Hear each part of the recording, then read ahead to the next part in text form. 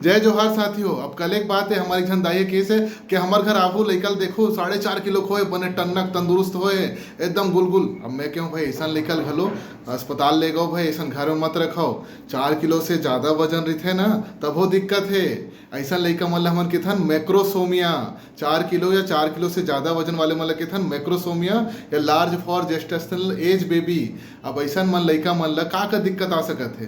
पहली बात तो उनके डिलीवरी में प्रॉब्लम आते और ये लइका मन अधिकतर वो माँ मन से होते जे मन डायबिटीज रहते या फिर कोनो कोनो लइका मन के ग्रोथ फैक्टर या इंसुलिन के घलो दिक्कत रहते हैं। ठीक है, अब ये लइका मन पैदा होते ना तो 1-2 घंटा बाद का होते, 1-2 घंटा बाद मन सुस्त होके आते, माँ दूध नहीं पिला रहा है कई बार होते और एकदम सुस्त होके आते। का बर की ऐसा लइका मन के इंसुलिन रहते ज़्यादा और ग्लूकोज हो जाते कम अचानक से, तो ऐसा लइका मन एकदम सुस्त होके आते। तेखर सेती ये लइका मन ला हमन देख रेख में रखथन, हर आधा 1 घंटा मुखन के ग्लूकोज के जांच करथन, तुरंत दूध पिलाए के प्रयास करथन। तो ऐसा लइका मन ला अगर 4 किलो से ज़्यादा है, एक और चीज़ सांस के तकलीफ घलो एक चांस रही है ऐसा लइका मन ला।